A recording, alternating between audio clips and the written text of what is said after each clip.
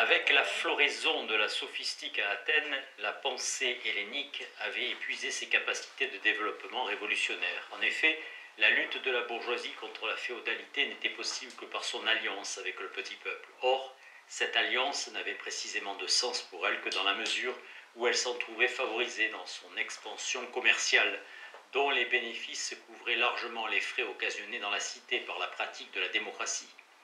Dès que le conflit des centres rivaux eut marqué dans la guerre du Péloponnèse les limites d'un tel système, les grands bourgeois d'Athènes se rejetèrent du côté de la noblesse et prétendirent regagner par la réaction intérieure ce qu'ils avaient perdu avec la défaite extérieure. En l'année 404, la coalition oligarchique s'empara de la cité sous la protestation spartiate, célébrant son triomphe sur les ruines de la patrie. Cependant, les excès sanguinaires de la tyrannie des Trente provoquèrent le retour des démocrates et l'oligarchie s'empressa de désavouer les crimes qu'elle avait commis durant son passage au pouvoir. Platon, qui avait participé à la guerre civile sous les ordres des 30 tyrans, se chargea de couvrir d'un manteau idéaliste les ambitions de la réaction manquée sans omettre cependant de rechercher les conditions qui en permettraient, en une occasion meilleure, la réalisation. Le projet d'une cité parfaite, vivant dans la justice et la sagesse, devait s'accomplir par des concessions réciproques de la bourgeoisie et de la noblesse, qui amèneraient leur fusion dans une aristocratie nouvelle. D'une part, la bourgeoisie renoncera au développement économique qui avait conduit à la démocratie. Nos grands hommes d'autrefois, dit Socrate dans le Gorgias, sans se préoccuper de la sagesse ni de la justice, ont gorgé la ville de porcs, d'arsenaux, de murs, de tributs et autres niaiseries. Quand surviendra l'accès de faiblesse, on accusera ceux qui seront là pour donner des conseils, et l'on célébrera les Thémistocles, les Simon, les Périclès qui sont la cause de tout le mal. De son côté, la noblesse doit abandonner la grossièreté de son mysticisme traditionnel au profit d'un spiritualisme épuré, capable d'absorber les structures rationnelles déjà élaborées. Dans un tel compromis, le conceptualisme de l'économie monétaire perdait sa signification réelle comme forme d'expansion de la production et des échanges, pour s'intégrer dans la transcendance d'un pur monde des idées, où l'universalisme des rapports bourgeois bénéficie paradoxalement de l'exclusivisme systématique de l'appropriation féodale. En d'autres termes, les formes d'intelligibilité réellement constituées dans le travail de la production et le mouvement des échanges sont accaparées par une aristocratie d'un nouveau genre qui, détenant le monopole de la vision des idées, exercera une autorité sans limite sur l'activité des citoyens.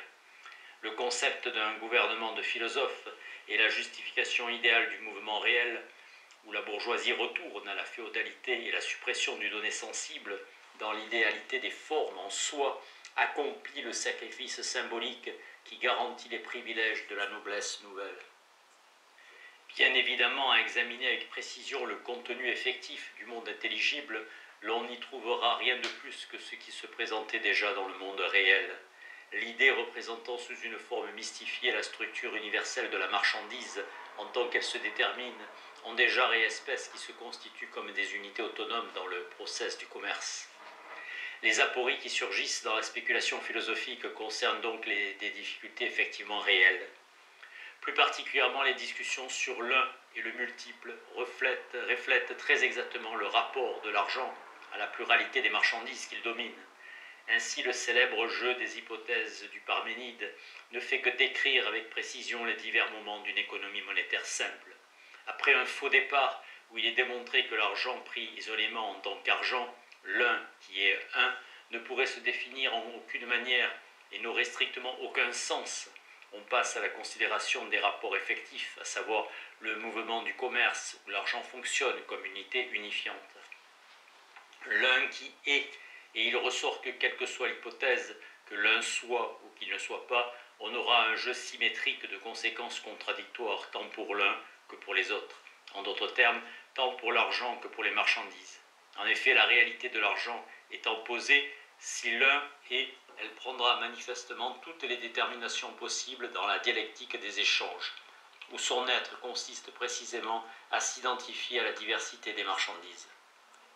Il sera ainsi unité et multiplicité, identité et différence, etc.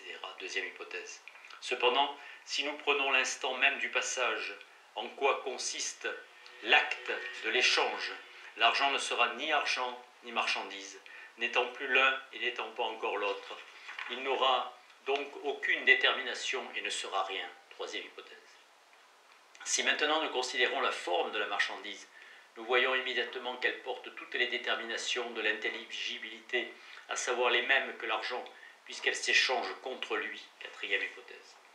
Mais que d'autre part elle n'en porte aucune, puisque la marchandise est une réalité sensible qui existe en elle-même, en dehors des rapports commerciaux. Cinquième hypothèse.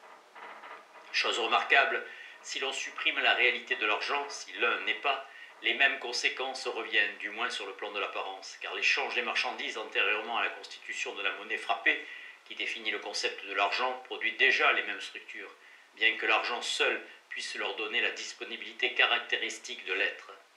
Ainsi conclut le Parménide que l'un soit ou ne soit pas, lui et les autres, ce qu'il semble, et dans leur rapport à eux-mêmes et dans leur rapport mutuel, à tout point de vue possible, sont tout et ne sont rien, paraissent tout et ne paraissent rien.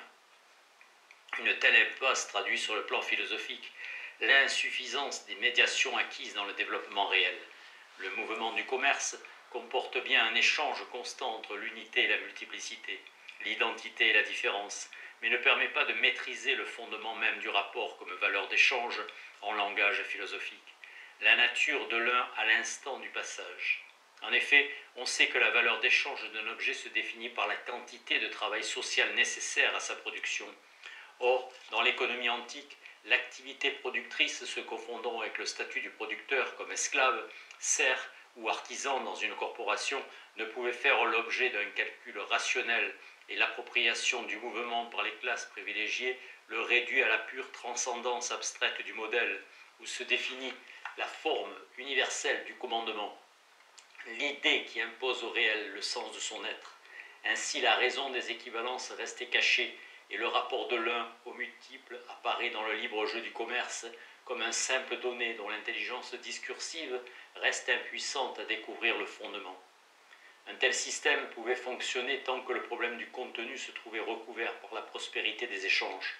En effet, dans la période d'expansion de la cité, le commerce se développait aux dépens du monde barbare, qui assurait à la fois les gros profits et la fourniture de la main-d'œuvre servile, et une simple légalité abstraite suffisait à maintenir l'équilibre des rapports entre citoyens. Mais la démocratie libérale trouvait rapidement ses limites dans la logique même de son développement, l'exploitation des pays neufs y introduisant la civilisation et les mettant en état de rivaliser avec les centres anciens. La diminution des bénéfices qui en résultait posa le problème d'une organisation du contenu effectif des échanges. En d'autres termes, le problème du passage de l'unité à la multiplicité, dont nous venons de voir précisément qu'il ne comportait dans le monde antique aucune solution rationnelle, car la structure du travail producteur se dissimulait sous la forme encore immédiate de l'exploitation, et la valeur d'échange se présentait comme un mystère. L'un qui, à l'instant du passage, exclut toute détermination. Dès lors, la justice dans sa conception platonicienne, non plus comme forme abstraite des échanges, mais comme unité concrète des fonctions sociales, ne peut se définir que par la pure transcendance ineffable de l'idée du bien, dont la connaissance intuitive permet aux philosophes de prétendre dans la cité à un pouvoir sans contrôle.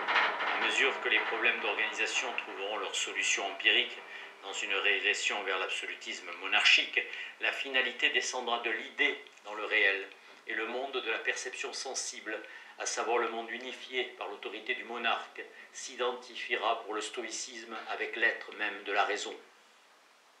La synthèse du rationalisme bourgeois avec le mysticisme féodal qui, chez Platon, respectait encore la spécificité du concept comme unité unifiante, aboutit à un confusionnisme systématique dans la notion passive d'un destin providentiel qui justifie la démission du citoyen devant le pouvoir royal. Ainsi, dans la décadence de la cité, la bourgeoisie s'accrochait à ses positions privilégiées en revenant à des formes de plus en plus élémentaires de la transcendance. Le mouvement s'achève avec le christianisme, où, sous la pression de l'impérialisme romain, la pensée hellénistique fit un suprême effort pour sauver ses valeurs rationnelles sur le plan même de l'irrationalité.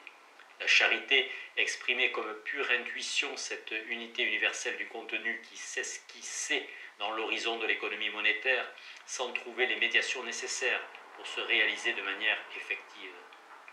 Aussi, le mouvement réel de l'appropriation doit-il se proposer comme sanction de sa forme privative.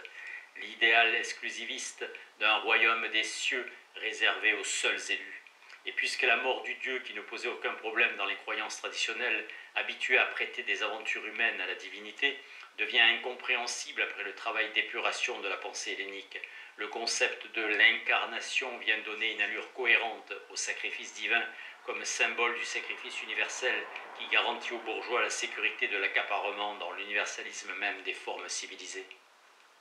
Le développement remarquable du commerce méditerranéen dont le christianisme recueillit l'héritage spirituel ne fut qu'un aspect particulier de l'épanouissement général des échanges qui s'étendit au premier millénaire à travers toute l'Asie et éveilla l'Inde et la Chine à l'économie monétaire. Dans ces deux derniers pays comme en Grèce, le mouvement spécifiquement révolutionnaire s'exprima par la sophistique pendant que l'établissement effectif de la propriété bourgeoise par le pouvoir monarchique trouvait son reflet idéologique dans les doctrines du salut. Dans l'Inde, la noblesse guerrière elle-même opprimée par la théocratie des brahmanes participa à la lutte de la bourgeoisie contre les distinctions rigides du système des castes et restreignit par là même la portée du mouvement universaliste à une forme purement négative de la délivrance. La suppression théorique du principe d'individuation dans la méditation bouddhiste. En Chine, l'absence d'un régime des castes permit à la lutte des classes de se dérouler de manière plus normale. Sans doute les perspectives réelles de la révolution bourgeoise ne dépassaient-elles pas encore le stade monarchiste, ce qui impliquait le maintien de l'horizon féodal. Néanmoins, à l'intérieur de ce cadre même, la lutte contre le particularisme des seigneurs permettait à la forme nouvelle de l'appropriation de s'affirmer directement dans une appropriation idéale de la vie universelle comme symbole mystique du pouvoir universel de l'argent. Ainsi, à travers la diversité des doctrines locales, le concept universel du salut exprimait l'universalité réellement acquise dans les rapports humains par l'expansion de l'économie monétaire. Bien évidemment, quelle que soit l'importance des concepts féodaux qui s'y maintiennent comme le reflet des concessions consenties par la bourgeoisie à la noblesse pour l'établissement de l'ordre nouveau, sous l'autorité absolue du monarque, quel que soit également le rôle personnel joué par les éléments progressistes de la noblesse, les grands spiritualismes qui marquèrent dans l'histoire de la conscience de soi le passage de la barbarie à la civilisation, doivent être apportés à la pensée bourgeoise, expression elle-même à cette époque des intérêts généraux de l'humanité.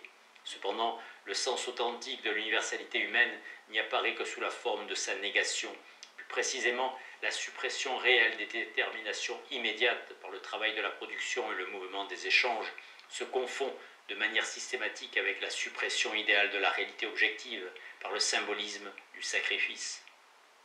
Le renoncement et la médiation mystique qui métamorphose l'universalité réelle des rapports humains élaborés par la civilisation en une pure éternité idéale où la jouissance des valeurs universelles se trouve paradoxalement réservée à un petit nombre de saints ou d'élus. Dans une telle mystification, la doctrine du salut se dénonce elle-même comme une justification de la forme privative de l'appropriation au niveau même de l'universalité. L'accaparement idéal de la vie spirituelle par les saints et les élus n'est que le complément solennel de l'accaparement réel des biens économiques par les classes exploiteuses.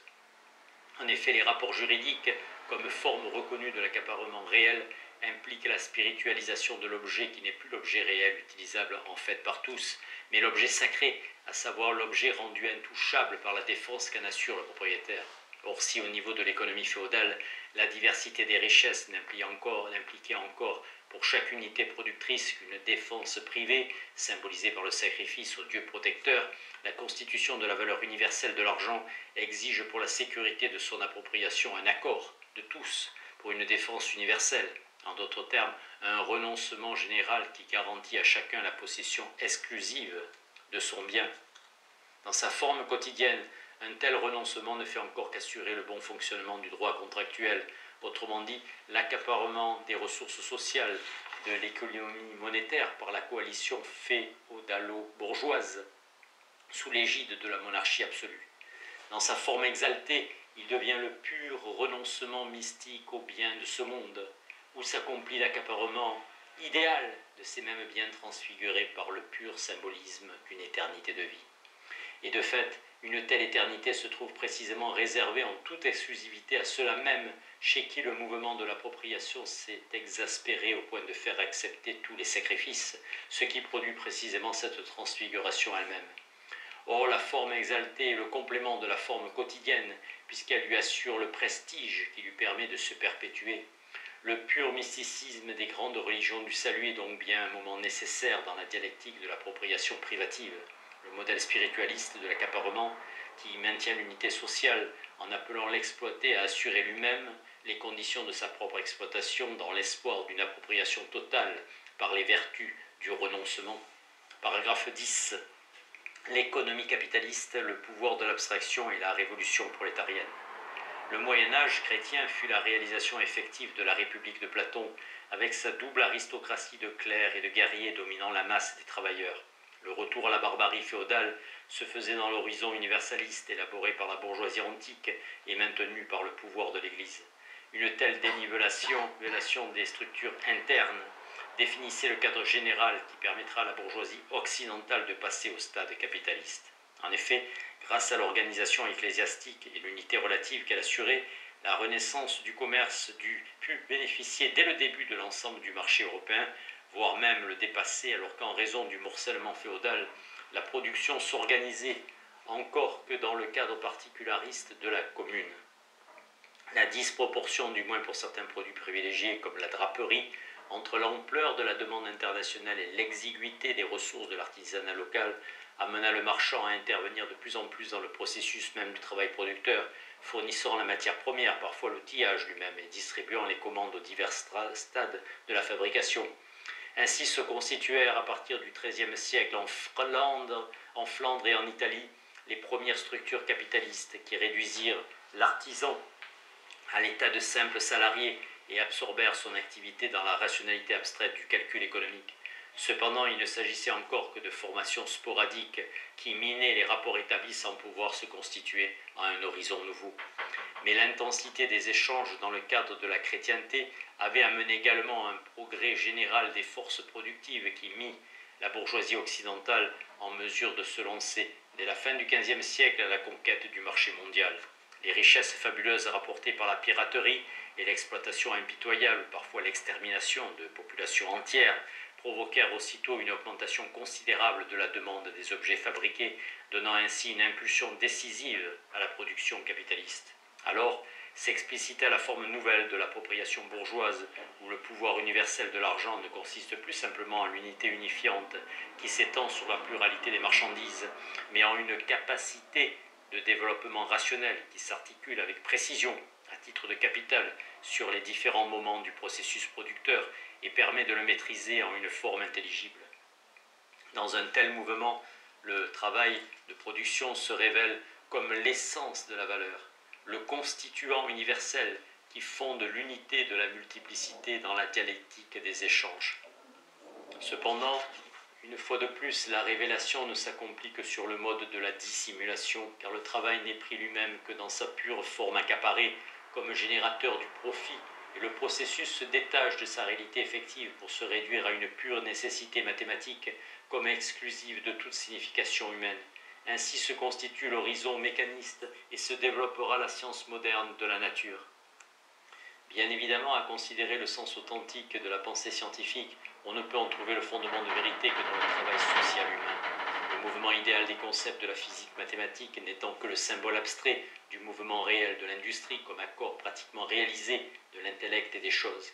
Mais ce même travail se dépouille de sa qualité humaine dans son appropriation par le capital et l'abstraction recouvrant la dialectique qui la fonde, la vérité de la science, prend l'apparence paradoxale d'une négation de la vie vécue. Les puissances intellectuelles de la production, dit Marx, se développent d'un seul côté parce qu'elles disparaissent sur tous les autres. Ce que perdent les ouvriers parcellaires se concentre en face d'eux dans le capital. La division manufacturière leur oppose les puissances intellectuelles de la production comme la propriété d'autrui et le pouvoir qui les domine. Cette scission commence à poindre dans la coopération simple où le capitaliste représente vis-à-vis de l'ouvrier isolé l'unité et la volonté du travailleur collectif. Elle se développe dans la manufacture qui mutile le travailleur au point de le réduire à une parcelle de lui-même. Elle s'achève enfin dans la grande industrie qui fait de la science une force productive indépendante du travail et l'enrôle au service du capital. Ainsi, le pouvoir de l'abstraction se substitue aux formes traditionnelles de la transcendance pour la justification du mouvement privatif de l'appropriation, et la bourgeoisie nouvelle exalte dans la pure nécessité opératoire du concept mathématique la transmutation magique de la puissance créatrice du travail humain en une simple marchandise, comme pure matière exploitable dans le calcul économique. Dans tout le cours du développement précédent, l'appropriation du travail par les classes dominantes enveloppait la personne même du travailleur dans un horizon spiritualiste qui permettait à chacun de se reconnaître dans un monde plein de sens, et le mouvement de la mystification maintenait les rapports intimes de la conscience avec son objet dans la forme même de la négation et de la transcendance. Avec la constitution du capital s'accomplit la scission du travailleur comme pur sujet de droit, avec son contenu objectif, la force de travail qu'il a vendue aux capitalistes et la lutte contre les rapports statutaires de domination à servitude généralise le mécanisme du calcul économique dans la conception d'un monde dénué de sens. Cependant, les conditions pratiques d'une sécurité effective imposaient à la bourgeoisie une alliance avec les anciennes classes exploiteuses, et si l'abstraction mécaniste valait pleinement pour l'exploitation du prolétariat, la coalition des exploiteurs ne pouvait assurer la solidarité de ces fractions diverses qu'en restituant en quelque manière le spiritualisme des formes traditionnelles. Dans sa première période révolutionnaire, la pensée bourgeoise, s'élaborant dans le cadre de la monarchie absolue, prétendit défendre, avec l'existence de Dieu et l'immortalité de l'âme, la structure générale du mysticisme médiéval, tout en lui donnant une signification nouvelle par le rationalisme mathématique, où se justifie le mode nouveau de l'exploitation. La pure intériorité du cogito préservée avec l'exclusivisme de l'appropriation privative, la subjectivité des possédants contre cette objectivité même avec laquelle ils prétendaient disposer des producteurs réels. Et quand, sur le point de s'emparer du pouvoir politique, la bourgeoisie française exalta le mécanisme du capital dans le concept de l'objet comme pure matière, Kant, rendu plus prudent par l'état arriéré de l'Allemagne, posa le problème des conditions de possibilité d'un tel objet, en d'autres termes le problème d'une garantie juridique de l'appropriation bourgeoise. Bien évidemment, si sur le plan du droit pur, la forme abstraite de l'universalité se donnait à elle-même son propre fondement par l'autonomie de son mouvement idéal, à savoir le travail symbolique du bourgeois dans le calcul économique, les conditions d'une assurance effectivement réelle imposaient un accord avec l'aristocratie par une restauration des concepts théologiques, sous le double déguisement d'une finalité subjective et d'un postulat de la pratique. Cependant, le mouvement de l'abstraction s'imposait de toute manière tant que les intérêts généraux de l'humanité se confondaient avec ceux de la bourgeoisie dans sa lutte révolutionnaire contre les incohérences du statut féodal. Mais la victoire de la révolution bourgeoise posa aussitôt le problème du contenu effectif de l'universalité. En d'autres termes, le problème d'une organisation pratique de la légalité nouvelle. La dialectique hegelienne, représentant dans l'idéalisme passionné d'une réconciliation universelle le ralliement des anciennes couches exploiteuses à l'ordre bourgeois, où elles espéraient trouver la pleine satisfaction de leurs intérêts économiques, précisément en renonçant aux prétentions politico-religieuses, où s'exaltait le particularisme de leur forme traditionnelle d'appropriation. Une telle adhésion comme suppression et réalisation de soi se présente comme le terme suprême d'un devenir spirituel, dont les articulations idéales reflètent les révolutions successives, et où les anciennes couches dominantes démissionnèrent à chaque fois, en raison même de leur intérêt matériel, pour s'absorber dans un mode d'exploitation plus efficace, autrement dit dans une figure plus élevée de l'esprit. La dialectique phénoménologique est le rappel vécu du mouvement historique des luttes et des coalitions qui permirent à la bourgeoisie de surmonter progressivement le pouvoir statutaire des chefs féodaux, étroitement lié à la contingence des déterminations naturelles pour s'imposer pleinement avec la pure universalité abstraite du système capitaliste, abstraction qui se couvre cependant des apparences paradoxales d'un universel concret précisément par les vertus du souvenir. Le but, le savoir absolu, où l'esprit se sachant lui-même comme esprit a pour voie d'accès la recollection des esprits comme ils sont en eux-mêmes et comme ils s'accomplissent l'organisation de leur royaume spirituel. Leur conservation sous l'aspect de leur existence libre se manifestant dans la forme de la contingence et l'histoire, elle est la science du mouvement phénoménal du savoir. Les deux aspects réunis, en d'autres termes l'histoire dans son concept, forment la recollection et le calvaire de l'esprit absolu, l'effectivité, la vérité et la certitude de son trône, sans laquelle il serait la solitude sans vie. Du calice de ce royaume des esprits écume jusqu'à lui sa propre infinité, phénoménologie de l'esprit.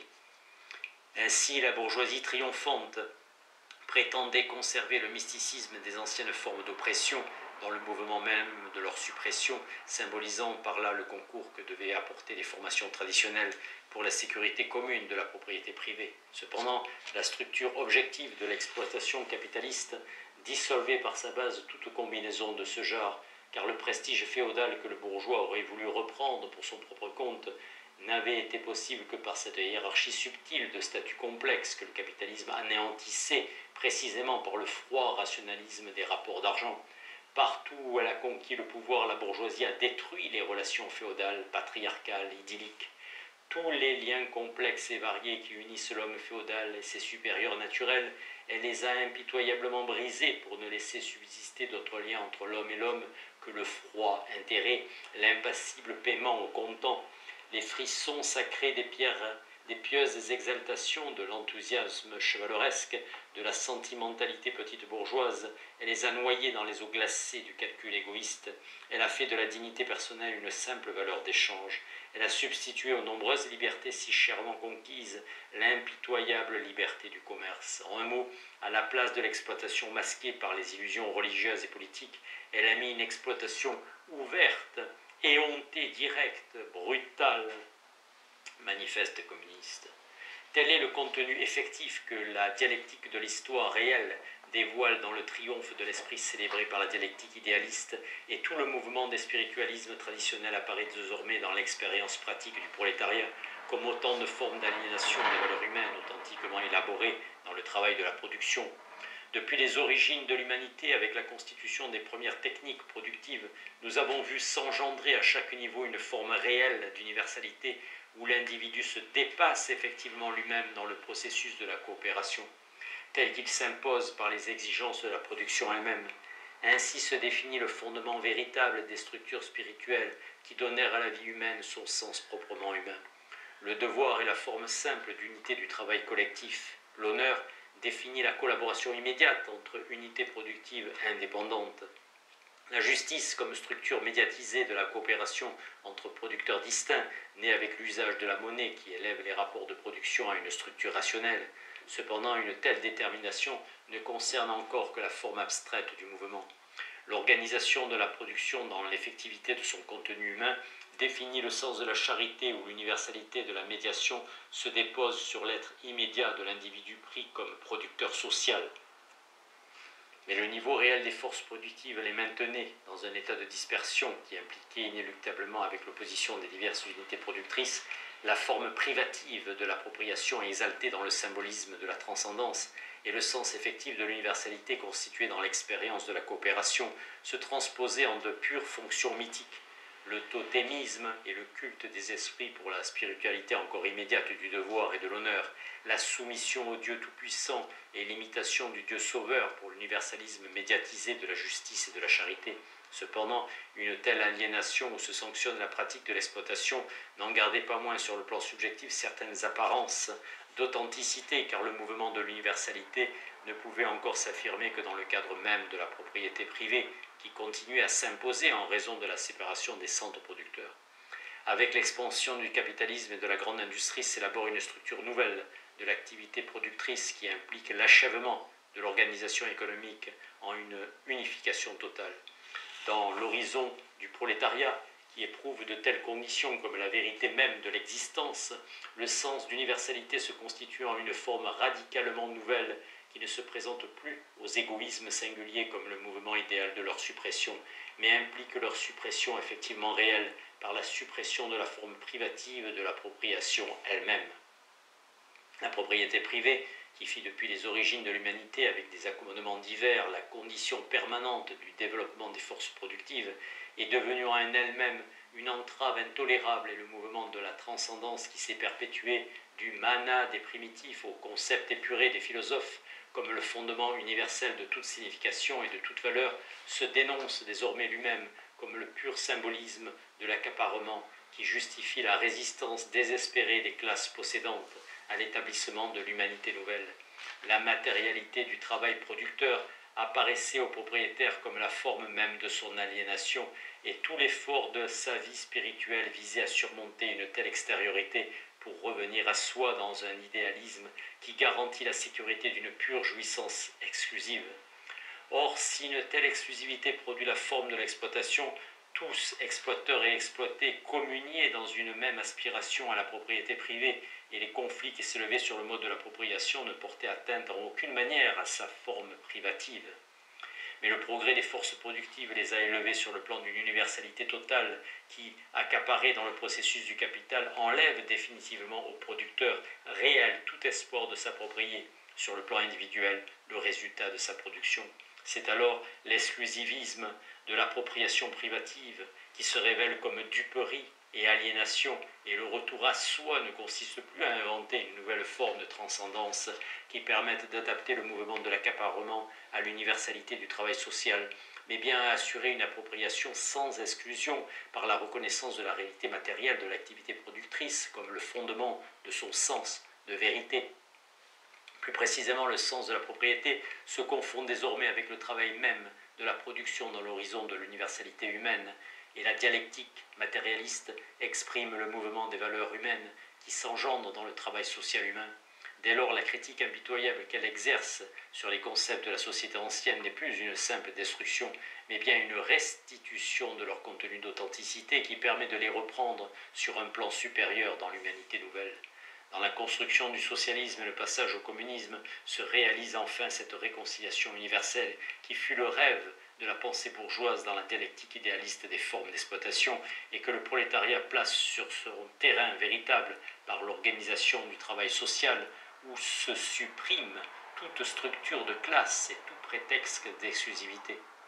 Comme réalisation de la forme humaine de l'humanité, le marxisme accomplit les aspirations idéales du passé, mais lui-même ne s'impose pas à titre d'idée. Il est le mouvement effectif de la totalité sociale où les formations traditionnelles s'absorbent dans le prolétariat par la matérialité de leur vie réelle.